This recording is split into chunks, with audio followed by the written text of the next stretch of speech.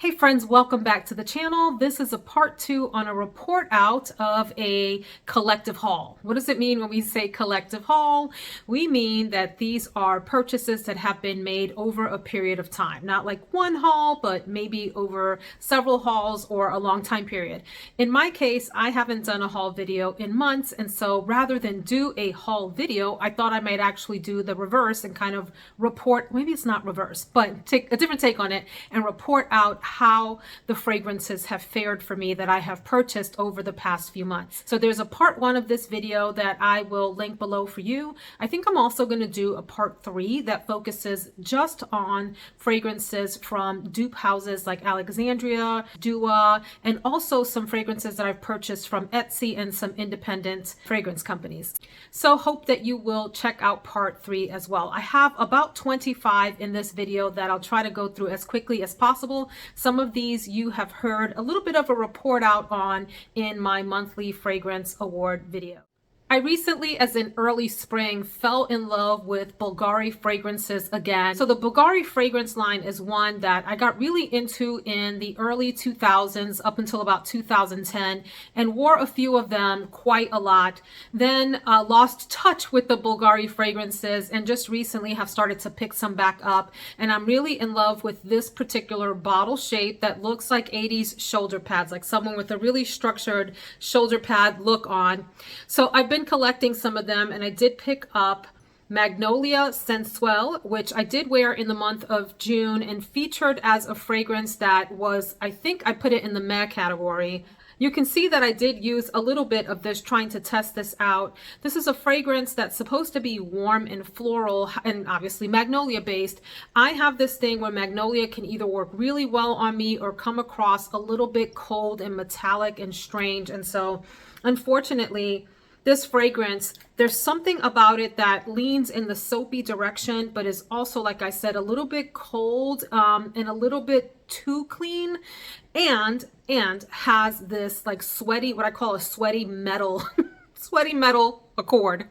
I made up an accord. What I mean by that is if you have gone to an amusement park or you've played in a playground in the dead heat of the summer and you spent time holding on to like a metal railing and you let go, the way that your hand smells from being on the metal, that kind of, I call it a sweaty metal accord or smell or whatever. I'm making up the word accord, but you get the idea. That is the little bit of something that I get in here that kind of bothers me. So this did not work out for me, and I am probably going to sell it or give it away. I will say, just to be clear, it does smell pleasant to other people. My husband really likes this. The kids like it. They think it smells nice and clean. There's just something about it that doesn't vibe for me particularly. Next, we have a tea fragrance that's also spicy, woody, and green. It's Bvlgari Blanc, which I think just means white tea. This is a fragrance that's just perfect for like the super high heat of summer, very non-cloying, very light in texture and feel, very, very inoffensive, and also fleeting. That's my only complaint about this. It doesn't last super long at all. It's kind of one of those refreshing mists, a very expensive refreshing mist if you think about it as a body mist, but really nice to put on if you want to smell clean and bright and fresh out of the shower. Little, like I said, hint of spicy greenness in here, but very light. My husband talks about this being the fragrance that's wafted through the lobbies of very high-end hotels, and I think that's right. If you've been in one and gotten that like super fresh, whatever you call that kind of green tea type of spa-like smell, this is something like that. And I do like it, and I love the frosted bottle. I'm a sucker for it. Go to 3 fragrances from my favorite Middle Eastern house. We're talking about Haramain, and then I have 2 Orientica fragrances that is like a subsidiary or sister or whatever, or something like that to Haramain. But this is Rawaa, which is one that I had been checking out. You know, I get on FragranceNet, I get on fragrancebuy.ca, I get on all those sites, Joma Shop, etc. And I'll just look around and see what's on sale, because you know your girl loves a good discount. We know this. And I see things like this and think, I wonder what that smells like. I add to cart, I take out. One of my fragrance friends here on YouTube and on Instagram, Dorte, mentioned this one in one of her Instagram posts. And I thought, well, if she likes it, she has really great taste, I'm going to try it out. And I'm glad that I did. This is a vanilla, warm, cozy, floral fragrance. It smells in the neighborhood of Carolina Herrera, Good Girl. If you like that and would like maybe a softer, rounder version of that, because that one has, it can be a little bit strong. This one is on the softer end if you compare the two. But for $30-something that I got this really cute bottle for, I think it's worth it. Really nice, really cozy, warm weather sweater kind of a fragrance. Great for winter, but also for spring and summer evenings and so forth. So this was definitely a blind buy win. It's got tuberose and tonka bean and vanilla, some other white florals, and a few warm spices in here. Next couple of fragrances, I'm pretty sure are dupes for others, as are the others in the Orientica line. I love them all. I think they're beautiful. I have the three that are in the sort of gold cage kind of bottles. And then I have the entire line that looks like this. I'm sorry, I'm missing one of the Cure ones. Anyway, this is Melodie de Orientica. Love this beautiful turquoisey kind of bottle. This fragrance is said to be a dupe for Sintra by Memo. And I can see that this has that beautiful, like, neroli sweet opening. There's a praline note in here. So it's like citrus and super sweet at the same time. There's a sugary marshmallow kind of thing happening in here that keeps this light and fluffy and sensual. Very musky fragrance at the same time. There's also vanilla and there's some florals and spices in here. This is absolutely a gorgeous, gorgeous fragrance, and one that I think I'm going to enjoy wearing here in the summer and all year round. It's a pretty strong fragrance. It's very sweet and feminine, but at the same time has a lot of depth and chewiness to it. It's not like, so the marshmallowy aspect makes it feel light, but the other notes, including the vanilla, give it depth and base. Oh, so, so good. Beautiful, beautiful fragrance. If you're into Sintra by Memo or been looking at that and want something on the more affordable side, try this. I would say you can find this in somewhere between the $60 to $70 range, maybe less, depending on the discount site that you go to. Another beauty by Orientica is Rose de Orientica. Now, I knew immediately when I sniffed this that I had several things like this in my collection. That doesn't take away from the beauty of this. A very potent, woody rose with a lot of musk.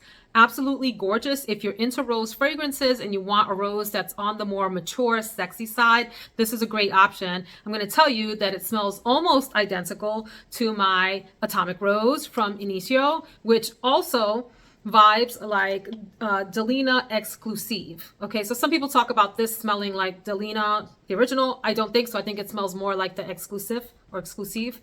Yeah, dry, woody, musky, beautiful, beautiful rose. These are very similar. If you've been looking at Atomic Rose and just can't justify the price for this, try this one. Again, you're looking at between the $60 to $70 range, maybe less, maybe more, depending on the site that you get it on, and completely gorgeous. Absolute win. A fragrance that I've been very curious to pick up. I tried it in, I think it was like one of those duty-free stores at the mall, and then finally pulled the trigger, saw it for super inexpensive. It's from Lancome Eau d'Azur, and this is a great summertime fragrance if you're into really sort of sharp, tart, citrusy kinds of fragrances. This is a little bit on the vintagey side for citrus. It does have a really bright lemony, almost, and I don't think grapefruit is listed, but I get something like a tart grapefruit kind of a note in here. Definitely some florals, a little bit musky, but more than anything, just this bright, happy citrus, freshly showered kind of a fragrance. One that I think would be really uplifting on super hot days. And it's like $30. It has decent longevity for a citrus. Most citruses, you know, they disappear within an hour or two. I get at least a half a day out of this. And it's just a bright, beautiful citrus, floral, musky fragrance, but mostly on the tart citrus side. This is a win. Next is a fragrance that I have been eyeballing on FragranceNet for a very long time and finally decided to pull the trigger. And I'm not sure whether I am happy or not that I did. So this one falls into the maybe or meh category, and I will share why. It's from Coco de Mer. It is called Lodas. I love this bottle. Okay, can we talk about that? It's produced, if I'm not mistaken, on the island of Seychelles, and if not, definitely has materials from Seychelles. On Fragrantica, there's only 3 notes listed: lemongrass, pink pepper, and Coco de Mer, which is like a coconut kind of a fruit, but a little bit different. So the bottle's heavy and rather luxe. I really enjoy this. Speaking of tart fragrances, this one opens up super citrusy, lemony, grapefruity. This one opens up like the most sharp tart fragrance ever, almost to the point of being a little bit off-putting. Like, it makes me do that. You ever tasted something? Well, maybe tart's not the right word. Maybe, is it sour? I always have a hard time distinguishing between tart and sour. Maybe you're better at that. For me, they all kind of fall into the same category that makes you go, you know, like when you suck on a lemon, that kind of a thing. So that's the opening of this fragrance that lasts for maybe 10 to 15 minutes. It's not off-putting in a bad way, but it's like, oh, I was not expecting that. It kind of takes you aback, and you need to live through that part of the experience to get down to what comes across as a little bit more of an actual lemongrass tea kind of fragrance. It's actually quite nice on the dry down. If you've ever had pure lemongrass tea, like out in the wild kind of a thing, it has this really sort of flattened out kind of a flavor to it, but it's pleasant and it's light. Imagine that with some vanilla in the background, because I'm sure there's more notes at play here than just what's on Fragrantica. So it settles down a little sweet, a little bit of hint of woodiness in there, maybe some creaminess, but definitely like that nice flat lemongrass tea scent. So I do want to play with this some more and give it a few more full wears before I make a decision. Love the bottle, and the top, it looks like a butt. But I am certain that the top represents the Coco de Mer fruit, which looks like this. It's like a coconut. Well, it's a nut. Yeah, it's a nut. Like, it's in the coconut family. But yeah, kind of bizarre. Anywho, yeah, this one, meh, maybe. We'll try it some more. Then is a fragrance that I mentioned in my tropical florals video, so I'll just mention this again briefly. It's Luna Dulcius or Dulcius from Accendis. I don't care for this bottle. I mentioned that this reminds me of Eternia from Armaf, which is a bottle that, as much as I love the fragrance inside, I don't care for. So yeah, it has like this cigarette lighter-esque kind of a thing happening. Very bizarre. But the fragrance is really pretty. It is like a citrus floral fragrance that does remind me a little bit of a tropical thing. Oh, very, very pretty. Very soft, very round, rich smelling kind of a smell. I mean, rich in depth, not like the whole money thing. Rich in depth. Very gourmand base on this. It's got tonka bean and vanilla and other sort of gourmand touches in the base. It opens up citrus and floral and just feels like a very luxurious kind of a fragrance. Really enjoy this, and has decent lasting power and projection also. So I do think this is really pretty. This, for me, aside from this bottle, and aside from the fact that I expected this to be a coconut fragrance, because that's what I was hearing reviewers saying. Yes, there's coconut in here. Maybe it lends some creaminess, but for the most part, this is a citrus floral that then settles down into this beautiful floral gourmand fragrance. But this is definitely a win for me. Very, very pretty fragrance. I picked up Rochas Absolu or Rochas Absolu. I have a few others from this line, and I have not been disappointed with my fragrances from this line. My favorite is Tocade, which is this beautiful vanilla, very feminine, gorgeous fragrance. This one does not disappoint. First of all, I love this bottle, really unique and different compared to a lot of what's on the market right now. This is a woody, ambery, almost like resinous. And what I mean by resinous is I think of syrup when I think of resins, like the stickiness of a resin from a tree. So you think about like what that smells like. Ambery, woody, there's a little bit of pepperiness in this. It has a little bit of vintage flair that way. And so if you're into more modern fragrances that smell more, let's say floral or fruity or sweet, perhaps this would not be for you. But if you have an appreciation for a vintage touch, for that deep winter ambery smell that has a lot of power to it. Power! Who do I sound like? Power! Bonus points if you know who I'm joking around about with that. Definitely a gem of a fragrance, perhaps even a hidden gem, I would call this. So this is a yes or a win for me. Then I have Perdizione from Nobile 1942. I feature this in my fluffy fragrances video that has maybe aired or will air by the time you see this one. This is a bottle from, I think they call it the exceptional edition, but it's the Perdizione Perfume. And a lot of people compare this to Love, Don't Be Shy by Kilian. There is a lot of similarity there. I like this better in the sense that I find this to be richer, deeper, more complex, beautiful, fluffy, marshmallowy, orange, floral fragrance. Hints of musk, maybe not hints, maybe a lot of musk, just really pretty. Now, if you're not into fragrances that feel soft and cloudy and powdery, you are going to hate this because there's a lot of that in here. There's something sort of really ethereal about this, but at the same time, very weighty fragrance. There's a lot of depth and oomph to this. Yes, physically it weighs, and olfactorily speaking, I just made up a word, olfactorily. It has a lot of weight to it and substance as well. Definitely can be pulled off as a gorgeous evening fragrance. Maybe an evening version of Love, Don't Be Shy by Kilian, which tends to be a little bit on the lighter, more marshmallowy side. Gorgeous. I already talked about this in my June Fragrance Awards video. Ylang Nosy Bee from Paris, Monte Carlo. Nosy Bee is the name of an island, in case you're wondering where that comes from.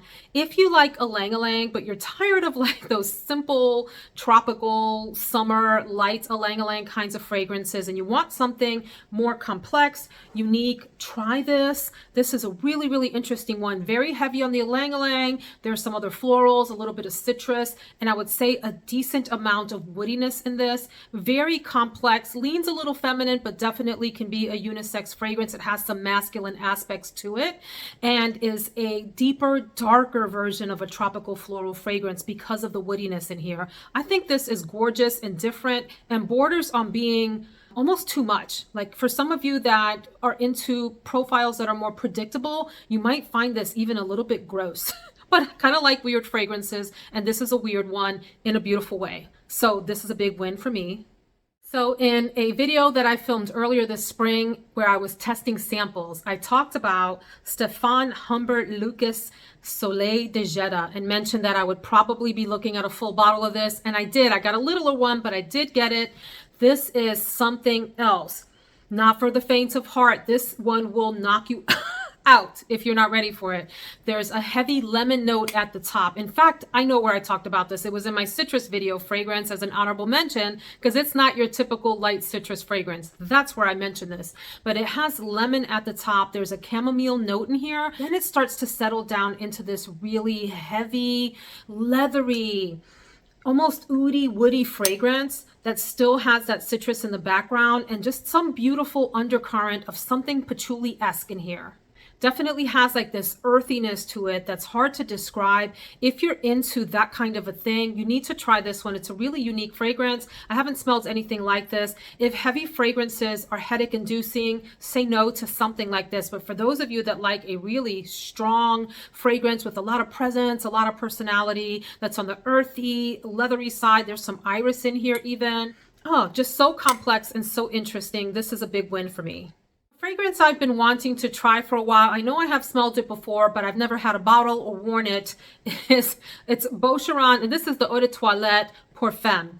So I love the bottle. It's kind of kitschy, but it does remind me of like 80s fragrances. And the scent in here reminds me of 80s fragrances too. I think this is bordering on a fail. I'm not quite sure. I am going to try it some more and see. Right now, I would say it's somewhere between a meh and a fail for me. This is, I would consider it a heavy, like amber floral fragrance in a very traditional sense. It's like a kitchen sink fragrance with all the notes in the world in it. In fact, it's giving me a little hint of like Obsession from Calvin Klein, at least out of here, out of the atomizer. When I spray it on, I get a lot of just heavy florals, almost in the direction of being animalic, like it has some civet notes and whatever in here. And I don't think that it has a civet note, but it's in that direction where it leans slightly in the direction of smelling a little bit like urine. It does. Now, I have some fragrances that do lean that way and that I do like. They just work, but I'm not sure about this one. So we're going to keep testing this one. This was in the meh to fail category for me. A fragrance that I had wanted for a long time and ended up purchasing this spring. I talked about it on IG, and I think it was in one of my monthly fragrance videos, is Central Park West from Bond Number 9. This bottle is a love-hate thing. It's so ugly that it's cute. I think it's just supposed to be like the, whatever you call this pattern, Argyle, whatever, Houndstooth, that's what it's called, pattern. And then it has this thing, which reminds me very much of like gaudy 80s jewelry that hangs on it. I'm just glad, because this was a tester, that I got it with the thing that goes on it. So it does remind me of like tacky 80s suits where people wore brooches and big fake, you know, pearl jewelry like that, or whatever you call that, costume jewelry. Anyhow, this is a beautiful white floral with some yellow floral touches. It has a ylang-ylang and it has narcissus, but I would say this is mostly a gardenia fragrance. Although tuberose isn't listed as a note, it does have a tuberose vibe to it. It reminds me very much of lots of tuberose kinds of gardenia scents. Now, when you stick your nose right in this, it's slightly plasticky, but in the air, it's beautiful. And when you let it calm down after you first spray it, it's a really pretty floral fragrance. Husband loves this. As soon as I spray it, he walks in the room. What are you wearing? You smell amazing every single time. So in that sense, this is, I think, a very crowd-pleasing scent. If you want to smell like ladies who lunch, the brunch crowd, the lunch crowd, this is that kind of a fragrance that you would wear out to brunch with your lady friends when you wanted to be able to gossip and clutch your pearls. You know, this is that one.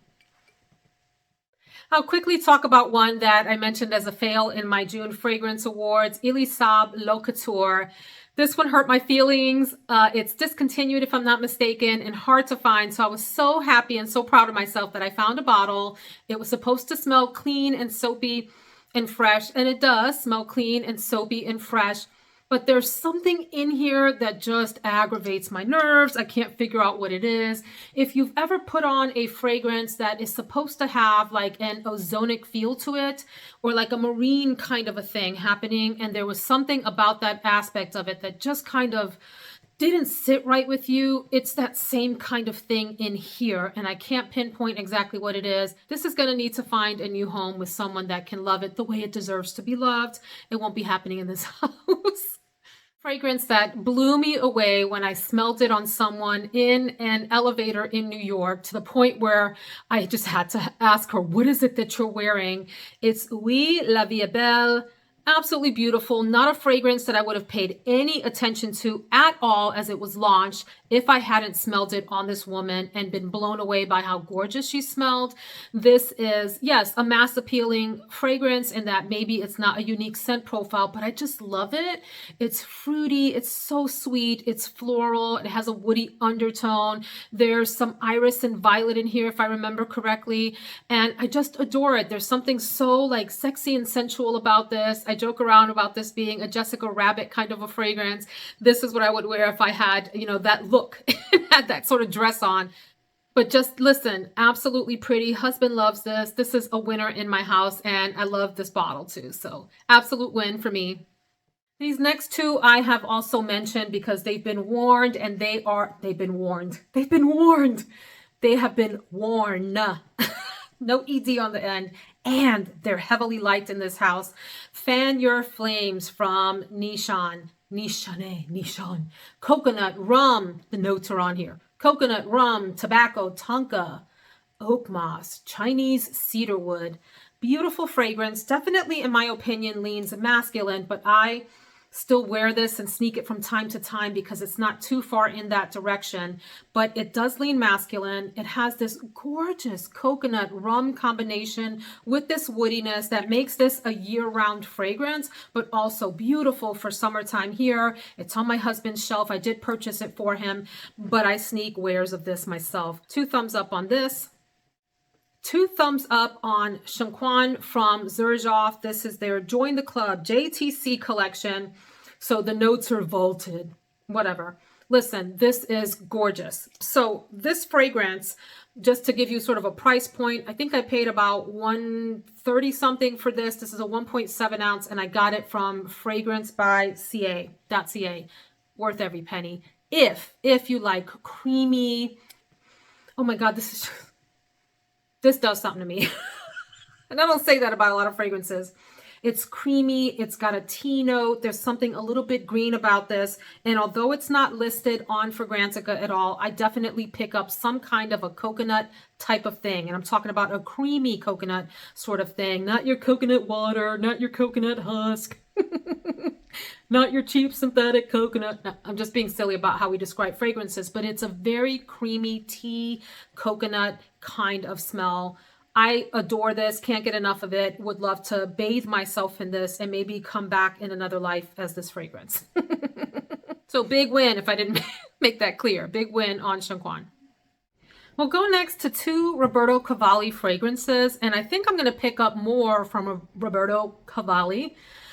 Tongue twister, based on my experience with these 2, because I love both of these. And I'm gonna say, talk about biases. There were a couple of Roberto Cavalli fragrances that were super hyped up a few years ago, and I was interested in them then and just never picked it up. I don't know why I got turned off and thought I don't want any of those, and just took a chance recently, and I'm so glad that I did. The first one is Roberto Cavalli Eau de Parfum, the original, and I really there's a little feature on here that I really love, and it sounds silly, but it's this little zebra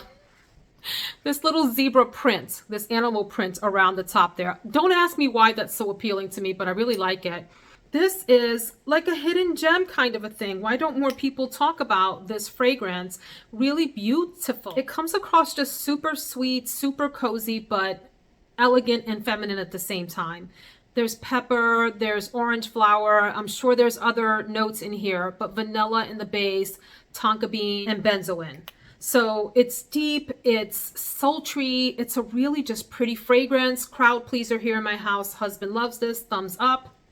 And then I'm not going to look up the notes for this one to share because it doesn't make any sense to, but it's Paradiso Assoluto from Roberto Cavalli. There's a viewer here who turned me on to this, or rather suggested that I get this. So you know who you are. Thank you so much. So this fragrance reminds me of a fragrance that I've been trying to get my hands on. It's not identical, but it vibes like Victoria's Secret Body, which was a fragrance that I wore heavily in the 90s into the 2000s, and I missed, and I can't find it. I can't find it anywhere. It's not sold anymore that I know of.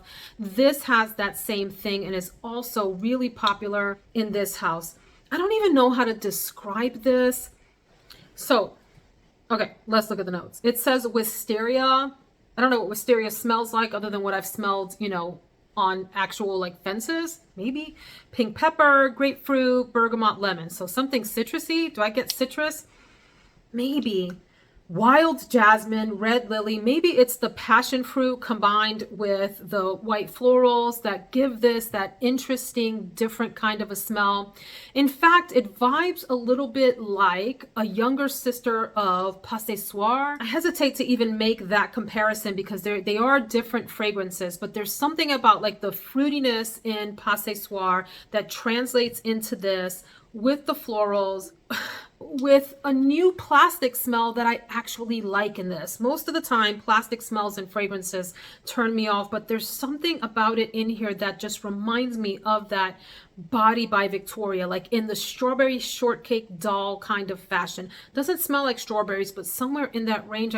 Can you tell I'm having a hard time describing this? And it's sweet and it's feminine. And it's unique. The base has sandalwood, vanilla, cashmere, patchouli. I don't know what to tell you. This is a really hard one to describe, but one that definitely works well, projects well, and is a winner in this house. So I was planning on doing actually 7 more fragrances. However, a video can only be so long before all of you out there start to just fall over from boredom. So I'm going to pause here, but just say that there were 4 other guru fragrances. I talked about 3 of them in part 1. Are you interested even in guru fragrances? Would you like to hear about them? And then I wanted to review the 3 Enrico G or whatever, however you say that, fragrances that I have on Instagram and that I've sprinkled through videos here and there. Anyway, I will do a part 3 to review the fragrances from Etsy and a few independent houses. Maybe I'll do some of these and also some of the dupe fragrances that I've purchased recently. Thanks so much for hanging out with me. Y'all take care, and I will see you in the next video. Thanks.